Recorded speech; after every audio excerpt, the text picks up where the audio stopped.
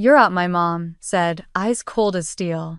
I looked at my sister, waiting for her to defend me, but she stayed silent. That night they didn't just remove me from the wedding. They erased me from the family. Stay with me because this story will show you what happens when the loyal daughter finally walks away. I was 8 years old the first time I heard the phrase, "You're the responsible one." My mom Diane said it as she placed her hand on my shoulder in front of our church friends. Emily had spilled punch all over her white dress and burst into tears. I was the one who ran to get paper towels. The one who quietly cleaned it up while mom cooed and comforted her poor, sweet girl.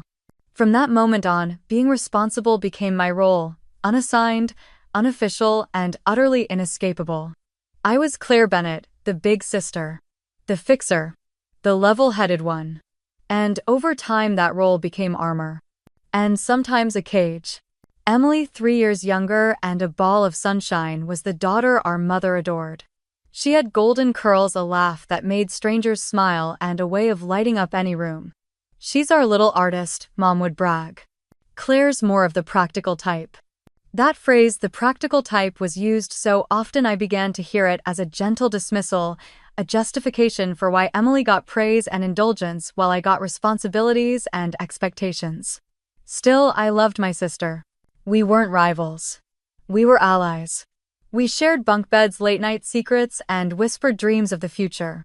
When Emily cried about being teased at school, I wrote her little affirmations and tucked them in her backpack. When she broke up with her first boyfriend, I took her out for pancakes and swore he was a fool. When our parents' arguments got too loud, I played music through our shared headphones and braided her hair to keep her calm.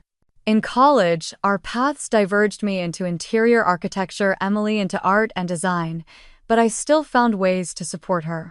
Our parents, especially Mom, were enthusiastic about Emily's creative pursuits but less helpful when it came to funding them.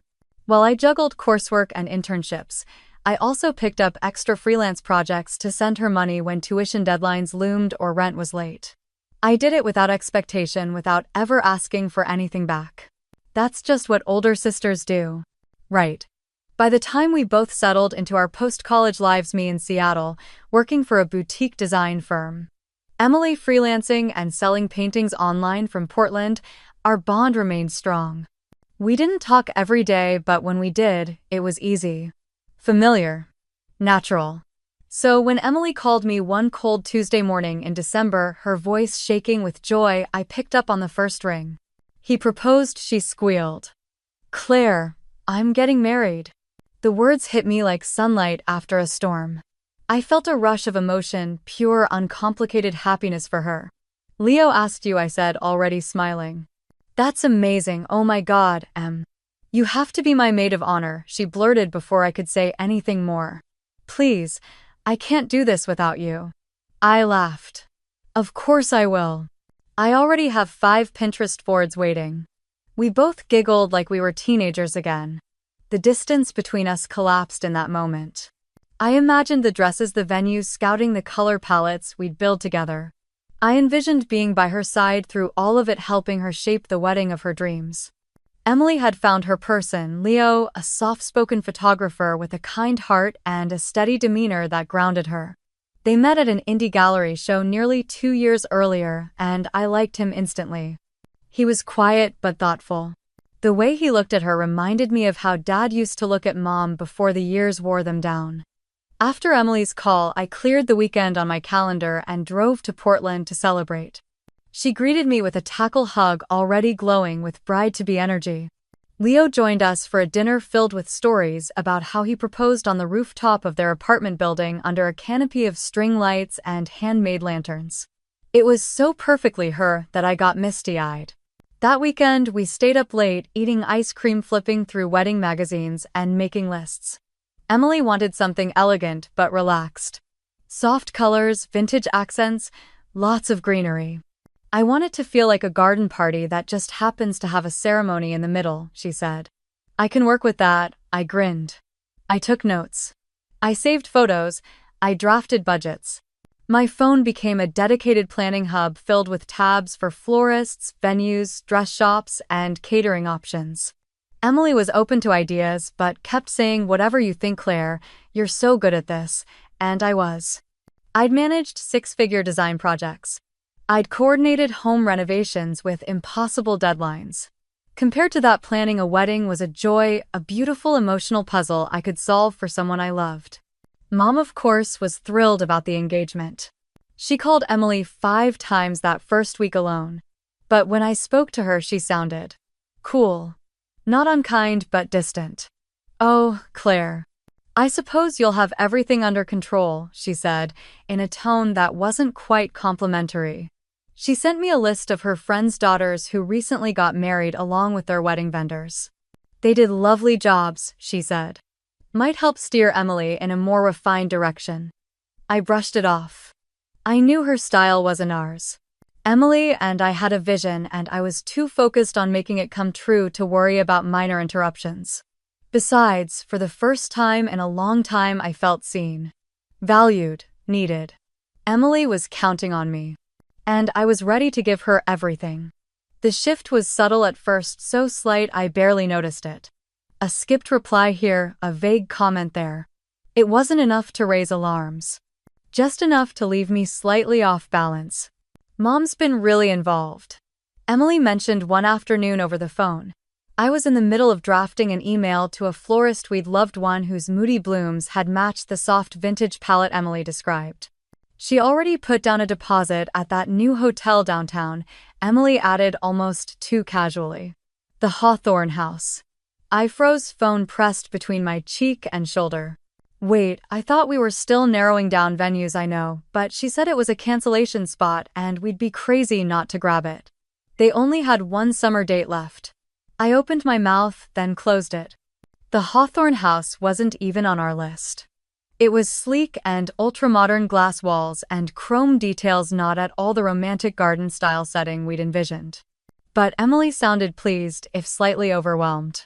She said she'd cover the venue cost, so I didn't want to make it a thing. I nodded even though she couldn't see me. "Of course," I said. "If it makes things easier." That became the new mantra, if it makes things easier. Over the next few weeks, the wedding planning began to morph, mutating from our collaborative vision into something far more curated by Diane, the florist I'd loved. Replaced by a close friend of your mom's who's done several country club weddings. The muted sage and mauve color palette we'd labored over declared washed out and depressing. Diane preferred bold jewel tones and had already ordered swatches. Each time I raised a quiet concern, Emily brushed it off. "She's excited, Claire. And honestly, she's covering a lot of costs now. It takes the pressure off." I said nothing. I didn't remind her that I'd already paid the deposit for the photographer she adored, the one Diane had scoffed at as overrated Instagram bait.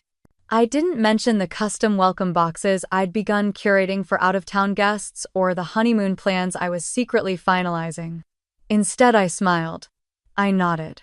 I swallowed the small lump growing in my throat. I told myself it was just the natural stress of wedding planning, that it would pass. But something had shifted in the texture of our relationship. Where there had once been ease, there was now static. Our calls grew shorter. The planning documents we'd shared became less collaborative, more passive. Sometimes my edits were overwritten entirely, never acknowledged.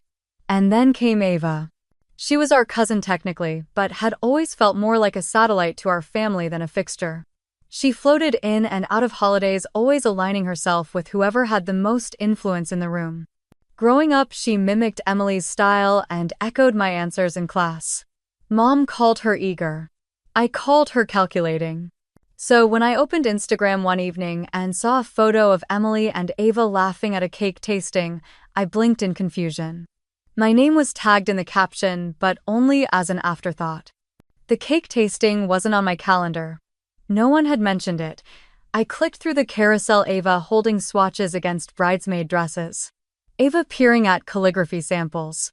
Ava in the backseat with Emily holding a half-finished mock-up of the wedding program.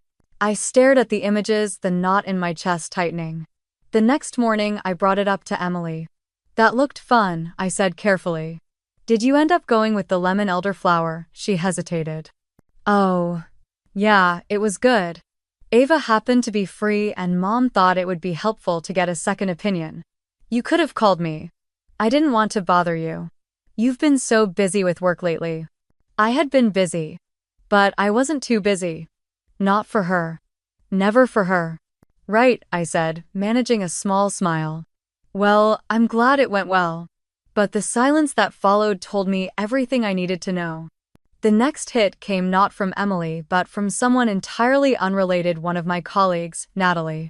We were chatting during our office's weekly coffee break when she leaned in conspiratorially. So, did Emily find the dress yesterday? I blinked. Sorry. The bridal boutique Moments in Lace. My friend works there. She said your sister had an appointment yesterday and left with the one. I felt my fingers curl around my coffee cup a little too tightly. I wasn't there, I said quietly. Oh, Natalie said, clearly uncomfortable. I assumed you're the maid of honor, right? Yeah, I said, then excused myself to the restroom before I could cry at the office. I sat in the stall, heart pounding, trying to make sense of it. Emily and I had spent our teen years dressing up in pillowcases as veils. We'd made a pact at 14 to never go wedding dress shopping without the other, and now it had happened without me. Not even a text. Not even a photo. That night I called Emily. How was dress shopping? There was a pause. Oh, it kind of just happened. Mom had an appointment and Ava was around, so we went. It wasn't supposed to be a big thing. I would have made time, Em. I know. I'm sorry. It just sort of came together. Another pause. I waited, but she didn't say more. There were so many things I could have said. Why didn't you call me? Do you still want me as your maid of honor? Am I being pushed out? But I said none of them. I didn't trust my voice not to shake. Instead, I said, well, I'm glad you found something you love. She exhaled, relieved. Thanks, Claire. We hung up a few minutes later, and I sat alone in my apartment, the walls suddenly too quiet. For the first time, I let the truth settle in. I was being erased. Not loudly, not cruelly, but deliberately. And by people I loved. I didn't stop helping. Even after being left out of venue tours, floral trials, dress shopping, and cake tastings, somehow I still believed there was a seat for me at the table. Maybe not at the head, but near enough to feel like I mattered. So I kept giving. The photographer deposit, $2,400, had been one of the first gifts I contributed. Emily had fallen in love with his style at a gallery exhibit. He shot weddings with the eye of a storyteller, framing each moment like a memory mid-bloom. Diane scoffed at the price and offered to hire someone who wouldn't charge, like he was shooting for Vogue, but I paid the deposit, quietly sending Emily the receipt with a smiley face emoji and the message booked. He's yours. There was no thank you call, just a thumbs-up reaction to the text. I told myself it didn't matter, that the point was to make her happy, not be praised for it. Next came the stationery, custom-designed invitations with embossed lettering and deckled edges, each one individually hand-tied with silk ribbon in the original soft mauve we'd once chosen before Diane declared it too. Funeral. The artist was a former client of mine who gave me a discount I didn't ask for. When I sent the finished proofs to Emily, she replied 2 days later. They're beautiful, but Mom's already placed an order. Didn't she tell you number? She hadn't. I donated the invitation sets to a local community center that hosted small weddings for underserved couples. The woman who accepted them cried. At least someone appreciated them. Still, I pressed on. I started assembling personalized welcome baskets for out-of-town guests, mini bottles of Oregon wine, artisanal chocolates, lavender soaps, handmade candles. I paid extra for calligraphy name tags matching the typography I remembered Emily once loving. I spent quiet nights arranging each one like a sacred ritual, imagining how her guests would feel arriving to such warmth and care. Each detail, each gift felt like a whisper to Emily, a gentle reminder that I still knew her. Still loved her. Still saw her even if I was fading from her view. The biggest gift, though, was the one I hadn't told anyone about. The honeymoon. It had started as a simple idea, an impulse one night while I was browsing travel blogs to distract myself from the ache. I remembered Emily once saying she wanted to visit the Pacific coast of Mexico, somewhere with wildflowers and waves. She dreamed of a quiet villa, warm breezes, no itinerary, just love and stillness. I founded a cliffside estate in Sayulita with a private pool chef-prepared meals, and an open-air bedroom with white linen canopies that blew like sails in the ocean breeze. I booked it for a week, added first-class flights, and arranged for a series of custom experiences: sunset sails, a local cooking class, a waterfall hike. Total cost $8,700. I didn't flinch. It was a gift. Not for recognition, but redemption for all the parts of the wedding I'd lost. I wanted to give them something they would never forget. I planned to surprise her at the rehearsal dinner to present the itinerary in a hand-painted box with a note that read, "Because no matter what, I'll always want your happiness more than anything else." I never asked myself why I kept giving. Maybe because stopping would have meant admitting the truth that I was no longer included. That my role had shifted from sister to stranger. From center to shadow. And so I kept reaching for scraps of connection, hoping they might lead me back. But the responses grew shorter. The calls more infrequent. When I tried to talk about bridal shower ideas, Emily told me mom's already got that covered. When I offered to help with the seating chart, she replied Ava's been working on it with her. When I asked if we could do a girls' night to relax amid the chaos, she said, "Honestly, I'm just so busy right now." Each reply chipped at something inside me.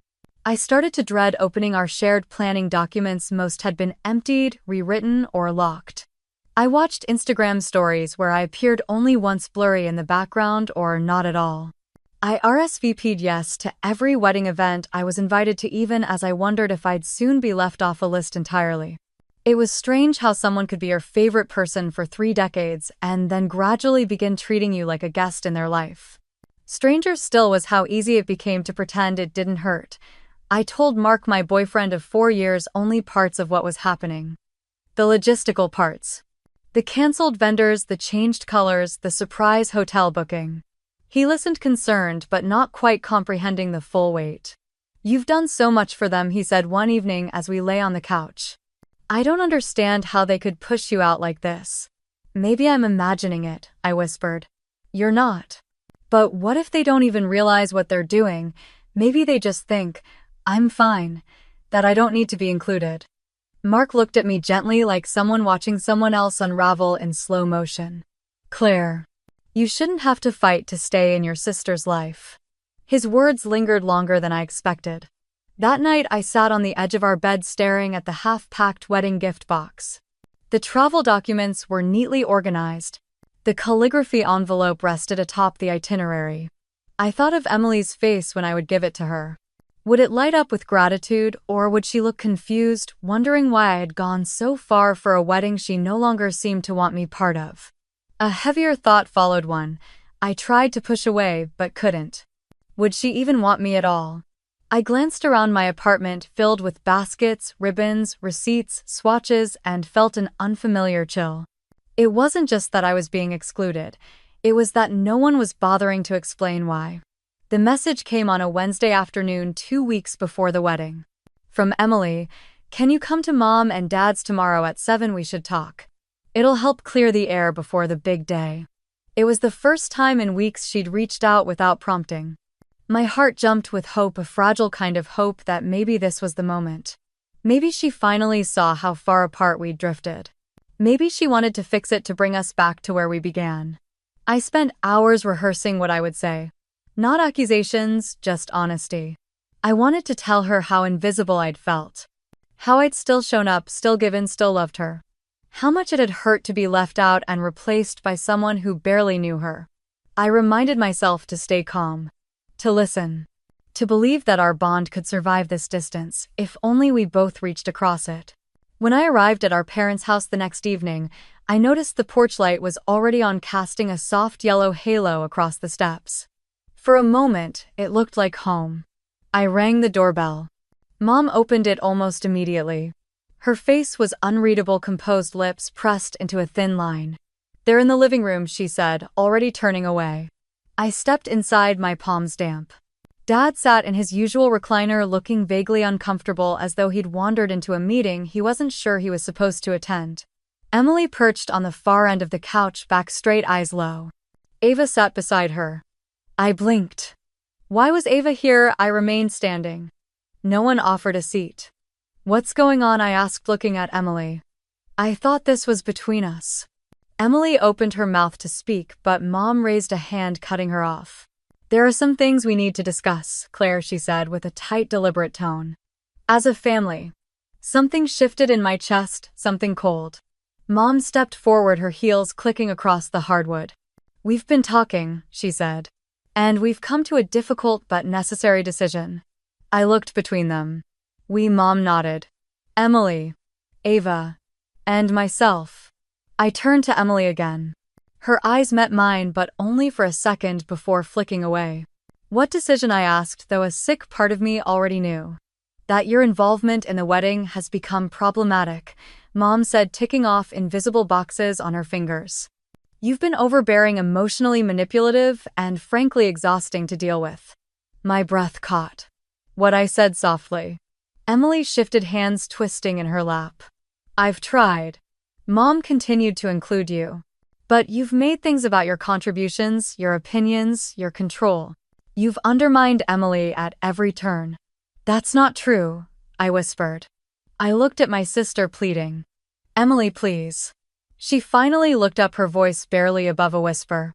It's just been a lot, Claire. You always mean well, but it's like every decision gets second-guessed. It's exhausting. And Mom thinks I interrupted, trying to keep my voice steady. What do you think? Emily flinched. I think we need peace at the wedding. And this dynamic isn't peaceful. I stepped back like her words had physically struck me. So what are you saying? I asked. Mom folded her arms, smugness creeping into her voice. We're saying you're not invited, Claire, not to the rehearsal dinner. Not to the ceremony. Not as maid of honor. Not as a guest. My world tilted. What? I breathed. We need a drama-free day, Ava chimed in, for the first time, her tone falsely sweet. It's about Emily, not you. I laughed, a sharp, broken sound. I have done nothing but support her, I said, voice rising. Financially, emotionally, silently when I should have spoken. I've let myself be pushed out again, and now you're telling me I'm the problem. Exactly, Mom said, as if I'd just proven her point. You use your support as leverage. You act like it earns you control. No, I said, shaking my head. I gave out of love, out of loyalty. And you took everything. Dad opened his mouth, then closed it. He stared at the floor, hands folded uselessly in his lap. I turned to him. Dad. He looked up, face pale.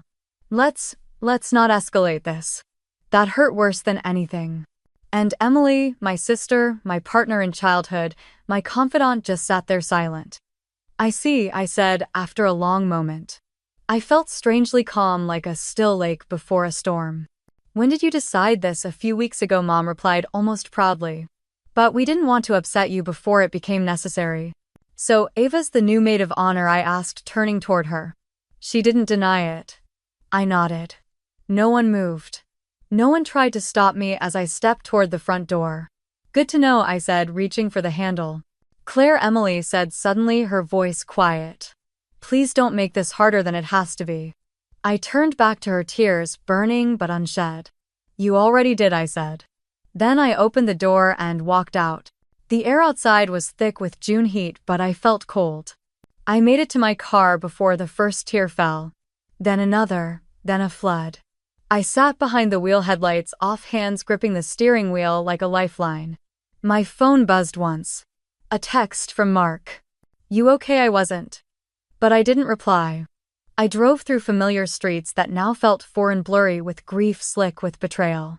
And for the first time in my adult life, I realized something bone deep: I could give, and it would never be enough for people who only saw my usefulness, not my worth. They didn't just leave me out of the wedding. They erased me from the narrative. I didn't sleep that night. I lay awake on the couch, fully clothed, staring at the ceiling fan as it spun slowly overhead, like the pieces of my life coming undone. Every time I closed my eyes, I saw that living room. The expression on Mom's face controlled satisfaction. Ava's smug silence. Emily saying nothing, doing nothing, as I was exiled from her wedding like some distant acquaintance who had overstepped. By 3 a.m., I gave up on sleep entirely and sat at my kitchen table with a cup of untouched tea, a legal pad, and a pen. I began to write. Not to vent. Not to craft a letter. I made a list. What I've given to this wedding: photographer deposit $2 400 / custom invitations, unused $1 100. Welcome. Baskets assembled not distributed $850. String quartet booking for ceremony $1,300. Calligraphy artist for name cards $250. Vintage hairpin to match our grandmother's earrings $175. Honeymoon flights $4 200. Private villa and experiences $4 500. Total $14 775. I stared at the number for a long time. It wasn't just the money, it was the time, the energy, the emotional bandwidth I'd poured into it all. Into them. And they had erased me without hesitation. By 7 a.m. I was showered, dressed, and ready. I didn't feel strong, but I felt awake. And that was enough. I opened my laptop and began the process of reclaiming myself. First, I logged into the travel portal and canceled the honeymoon, the flights, the villa, the sunset cruise, the cooking class. I wrote a polite but firm email to the travel coordinator explaining that the gift had been rescinded. Then I called the resort directly confirming that the refund would be processed back to my card. The receptionist sounded disappointed. It was such a beautiful booking, she said. It was, I replied. Just not for the right people anymore. Next, I opened my banking app and moved the $8 700 back into my savings account. Then I placed one last call to my credit card company. I need to report unauthorized charges, I said. Wedding expenses made without my consent. Family members using my information. I paused. Yes. I'm sure. It felt oddly cathartic. Like drawing a firm line through someone else's pencil sketch of your life. Around noon, I met Olivia for lunch. She took one look at me and didn't even wait for a greeting. What did they do? I told her everything. From the whispered betrayals to the staged intervention. The banishment, the silence, the tears. By the time I finished, Olivia's expression had shifted from concern to fury. You're not crazy, she said, reaching for my hand. They've been building this narrative for a while. What do you mean? She exhaled. I didn't tell you before because I thought it would blow over. I didn't want to hurt you more.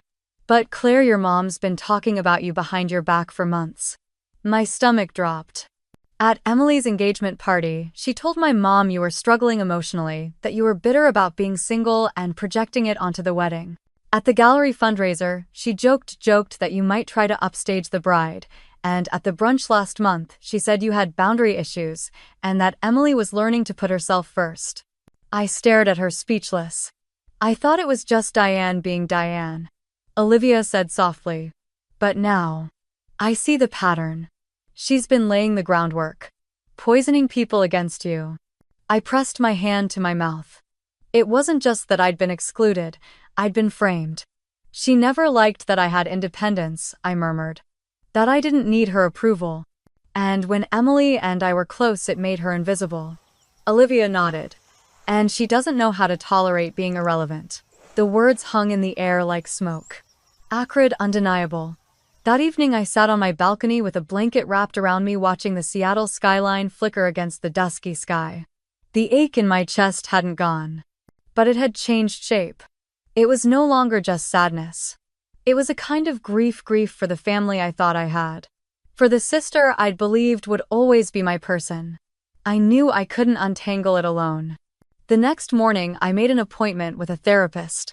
Her name was Rachel, a woman in her early 50s with kind eyes and an office filled with soft, warm lighting and bookshelves that smelled faintly of cedar. In our first session I told her about the wedding, the betrayal, the silences. I cried more than I expected. She listened patiently, then asked me a single question that changed everything. Claire, she said gently, when did you first learn that love had to be earned? The question hit me like a wave. I didn't answer right away. I didn't need to. That became the start of something else, not a recovery exactly, but a remembering. Of who I was before I learned to barter love with helpfulness. Before I equated sacrifice with safety, Rachel gave me language I'd never had before: enmeshment, triangulation, parentification, narcissistic wounding. She helped me see that my mother's need for control wasn't about love, it was about ownership. That I'd been cast in a role that benefited her but buried me. We talked about the golden child scapegoat dynamic. How Emily had been idealized while I was tasked with carrying the weight. How my efforts were always interpreted as attempts to dominate rather than connect. "You are not responsible for their brokenness," Rachel said once. "But you are responsible for protecting your peace now." That sentence stayed with me. As did another: "You can still love someone from a distance." I wasn't ready to think about reconciliation. I didn't know what I wanted from Emily, or if I even had anything left to give her.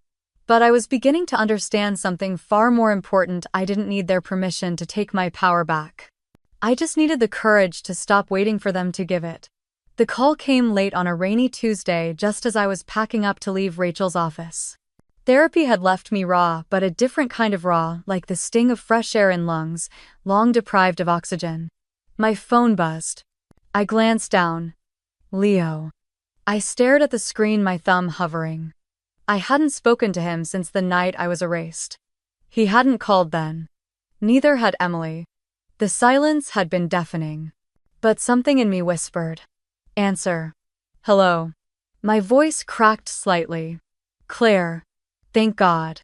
There was urgency in his tone and guilt. So much guilt. "I know I'm the last person you want to hear from right now, but please don't hang up." "I'm listening," I said cautiously. "It's about Emily. And your mother." My chest tightened. "She found the texts," he said. "Or rather what she thought were texts from you." "They weren't." I went still. "What do you mean they were fake, Claire?" "Your mother created them. She changed your contact name on Emily's phone and rerouted texts through a third-party app. For months Emily thought she was talking to you, but she wasn't." The floor beneath me seemed to tilt. "She showed me the conversations," he continued.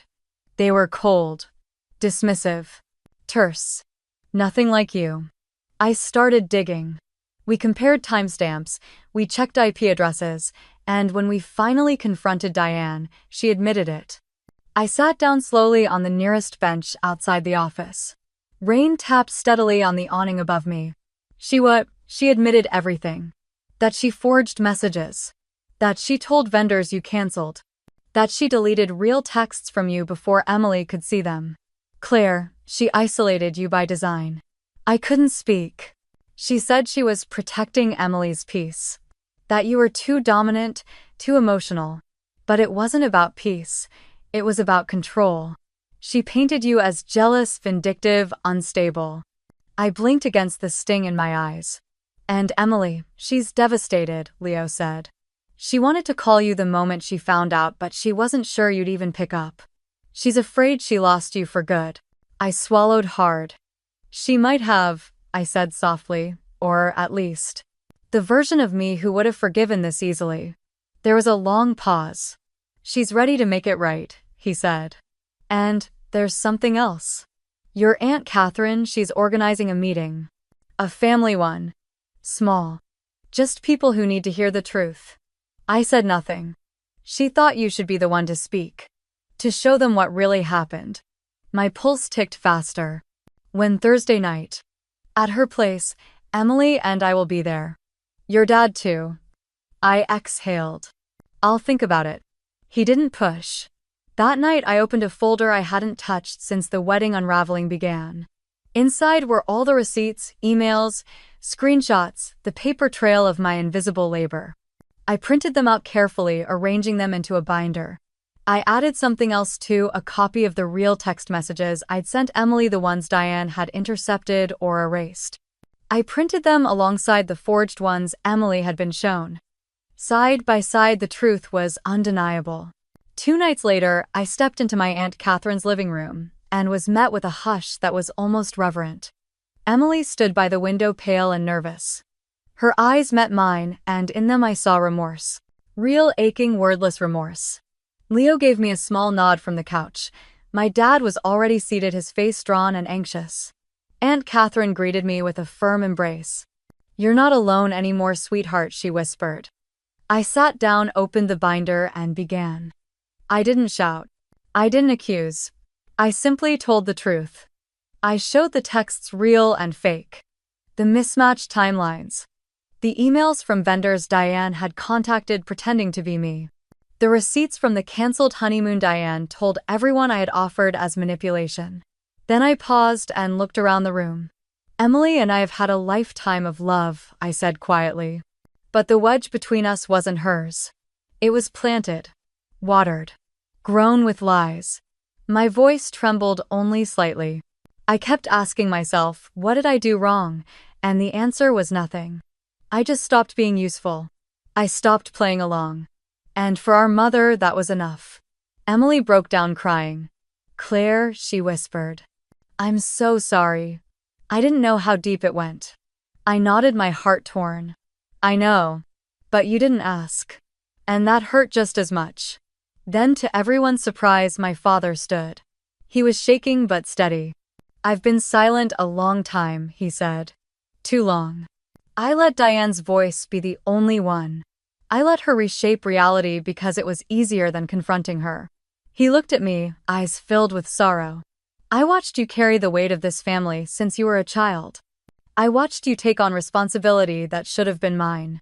And when you were pushed out humiliated, I said nothing. His voice cracked.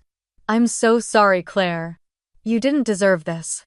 Something inside me released. A knot I didn't know I'd carried for years loosened, unraveled, softened. Catherine spoke next. Diane did the same to me, she said. Years ago when I married into this family. She twisted words, isolated me, made me feel like the outsider. This isn't new. But it ends here. There was no dramatic confrontation. No shouting. Just stillness. Truth hanging heavy in the air. And then a decision. I won't force Diane to face this, I said. That's her journey, not mine. But I'm done pretending it didn't happen, and I'm done shrinking to keep the peace. The meeting ended not with resolution, but with clarity. When I left that night, Emily followed me to the door. I don't expect you to forgive me, she said. But I want to earn it. However long it takes. I looked at her. And for the first time in a long time, I believed her. Start by listening, I said. Not to Mom. To me. She nodded, tears streaming. And I walked into the night knowing one thing: lies can silence you for a while. But the truth, it always finds a way. Rebuilding a bridge doesn't start with laying bricks. It starts with looking at the wreckage together in silence and deciding it's still worth crossing. That's how it began with Emily. The morning after the family meeting, she showed up at my apartment with a paper bag of pastries from the bakery we used to frequent in high school and a bouquet of wildflowers wrapped in brown paper. No cameras. No grand speech. Just her and trembling hands holding out something soft, something earnest. I know it's not enough, she said as I opened the door, but I wanted to come in person. I nodded, stepping aside to let her in. We sat on the floor with coffee and croissants, surrounded by the quiet echo of years of silence that had formed between us. And then slowly we began to talk, not just about what had happened, but about how we'd let it happen. I didn't ask enough questions, she admitted, eyes downcast. Mom made it easy not to. Every time something felt off, she had an explanation ready. And I wanted the wedding to be smooth so badly, I chose not to look too closely. You wanted to protect your peace, I said, repeating the phrase she'd once used to explain why I wasn't invited. She winced. But I hurt you in the process, and I'll regret that for a long time. I didn't rush to forgive her.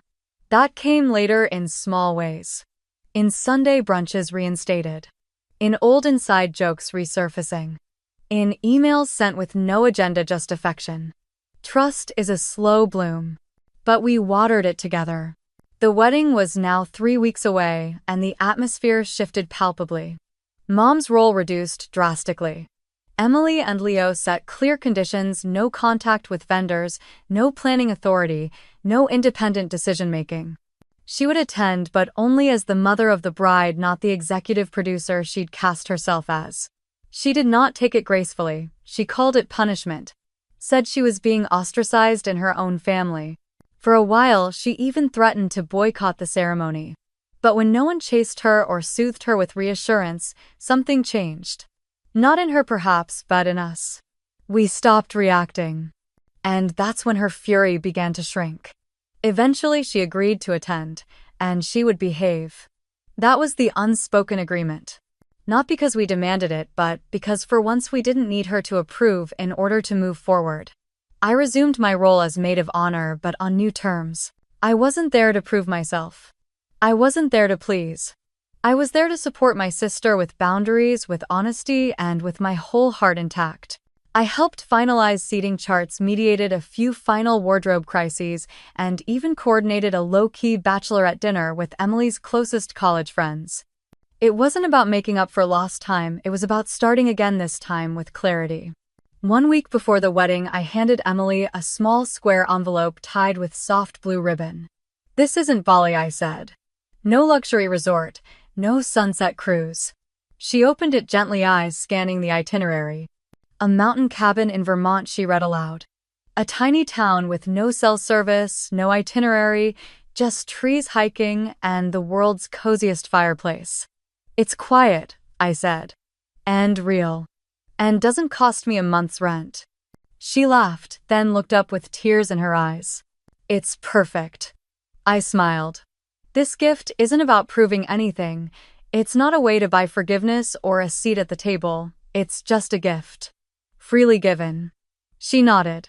"That means more than I can say." And it did. Because this time I gave from a place of fullness, not desperation. The day of the wedding dawned bright and clear, like the universe itself had decided to offer a truce. The Clayton Hotel gleamed under the late spring sun, and guests began arriving in a flurry of navy suits and pastel dresses. I stood beside Emily as she got ready, helping her into a sleek, understated gown that suited her in a way no over-embellished dress ever could. Her hair was simple, her smile genuine. "You okay?" I asked, handing her the bouquet. She met my eyes in the mirror. "I am now." The ceremony was beautiful, simple, heartfelt, and free of drama. Mom sat quietly in the front row, dressed immaculately, her expression unreadable. But she didn't interrupt, didn't overstep. And that for once was enough. As Emily and Leo exchanged vows, I felt something strange rise in my chest. Not pain, not regret. Gratitude. Because somehow, against all odds, we'd made it here. Not unscathed, but stronger. At the reception, as guests danced and champagne flowed, I found a quiet corner near the gift table. Emily approached, cheeks flushed from laughter and wine. "I know I still have a lot of work to do," she said, "but I'm glad you're here." "So am I." Then she added softly, "I'm also proud of you. For setting boundaries. For not disappearing." "I almost did," I admitted. "But you didn't," she said. "You stayed. Just not on their terms." And that, more than any speech or toast or grand gesture, felt like the true beginning of something new. A sisterhood not built on obligation or performance, but on truth, hard-won and shared. The wedding day unfolded like a well-rehearsed play that somehow still held moments of genuine magic. There was no drama. No last-minute chaos. No family implosion waiting in the wings. Just golden sunlight flooding the ceremony hall, the soft rustle of dresses and florals, and the hush of 100 hearts waiting to witness something sacred. In the bridal suite, I helped Emily into her gown. The same hands that had once laced up her childhood sneakers now adjusted satin and lace. She looked like herself, but softer. Braver. "I still can't believe we're here," she whispered, blinking back tears. I said, smoothing a strand of hair from her face. "You fought for it." She turned, catching my eyes in the mirror. We both did. The hug we shared in that moment wasn't just for today, it was for all the days we'd lost and the ones we were reclaiming. Outside guests took their seats under a canopy of wisteria. The air was thick with spring and possibility. Diane sat in the front row, her back perfectly straight, her hands folded in her lap like a woman clinging to the last threads of control. Her expression was neutral, almost blank, but not unfeeling. Beneath it, something flickered: restraint, maybe. Or uncertainty. Since the family meeting, she'd remained distant but civil. Dad, to his credit, had insisted she begin therapy or lose what little support she still had. Surprisingly, she agreed. Whether it was genuine or tactical remained to be seen. 2 weeks prior, she'd approached me in the driveway of my father's house after a Sunday brunch. Not with an apology, but with a sentence that surprised me. "You've always seen people more clearly than I do." It wasn't much, but it was honest, and for her perhaps it was the closest thing to confession. I didn't respond with forgiveness. I wasn't ready. But I didn't walk away either. Instead I said, "That's something therapy might help with." And left it there. Healing, I was learning, didn't always come in grand gestures. Sometimes it came in the form of space, of silence that didn't wound, of seeing each other clearly even from a distance. As the ceremony began, I stood by Emily's side, bouquet in hand, heart steady. Leo's vows were tender. Emily's voice shook but never faltered. And when they were pronounced husband and wife, the applause felt less like celebration and more like a collective exhale. Like maybe, just maybe, this was the new story now. The reception was a warm blur of clinking glasses and laughter. I moved through the crowd with ease, not performing, not fixing, not carrying. Just being. And then, as scheduled, it was time for my toast. The MC tapped the microphone. "We now invite the maid of honor, Claire Bennett, to say a few words." I stood, paper in hand, but didn't read from it. Instead, I looked around at faces I'd known since childhood. Some had once believed things about me that weren't true. Others had quietly defended me. All of them in some way had been touched by the same web of stories and silence. I could stand here and tell you stories about Emily. I began about childhood mishaps, whispered secrets in the dark, or the way she once insisted her goldfish needed a bedtime story. Laughter rippled through the crowd. But instead I continued, "I want to talk about something else, about what it means to love someone unconditionally but with boundaries. What it means to choose to keep your heart open even when it's been bruised. And what it means to show up not because you're trying to earn your place, but because you've finally remembered it was always yours to begin with." I paused, feeling the weight of silence settle in the room. Love isn't perfect. Families definitely aren't perfect. But healing. Healing is possible when we stop confusing peace with avoidance. When we stop calling silence love. And when we realize that the deepest love we can offer someone else is the love we first learned to offer ourselves. I looked at Emily then. Her eyes shimmered, her smile steady. "You're my sister," I said simply. "And I am proud to stand beside you, not just because I always have, but because now I choose to. Fully. Freely." A quiet tear rolled down her cheek as applause filled the hall, not thunderous but real. Afterward, Mom approached me near the dessert table. Her lips were pursed, her hands still twitchy with years of habit. "That was a thoughtful speech," she said. I nodded. "I've started therapy," she added, not meeting my eyes. "With the one Catherine recommended." "That's good," I said. And I meant it. She shifted, uncomfortable. "I suppose. It will take time." "It will," I said. "And that's okay." We stood there for a beat, two women who had once tried to mold each other into something bearable, now just trying to see each other as they were. I didn't hug her. She didn't apologize. But for the first time, it didn't feel like a war. That night, after the music ended and the guests had begun to drift away, I found myself outside alone beneath a string of garden lights. Leo joined me with 2 flutes of champagne. "She's lucky to have you," he said, handing me one. I shook my head. We're lucky to have each other again. Then, in the quiet that followed, I realized something. This story, the one I thought had been written for me by others, was mine again. Not because it had a perfect ending, but because I'd finally stopped waiting for one. I didn't get justice in the way I imagined. I didn't get revenge. I got something better. Clarity. Boundaries. My voice. And a different kind of mother. Not the one who birthed me, but the one I was learning to be for myself. The kind that says you are loved, you are enough, and you don't have to earn it. 6 months later, I stood on the edge of a cliff in Big Sur, sunlight brushing over the ocean below like a warm whisper. The wind tangled my hair. Tyler slipped a simple gold ring onto my finger, and for once there was no audience, just us, the waves, and a promise. "I want this," I told him, "but only if it's ours. No committees, no manipulation, no drama."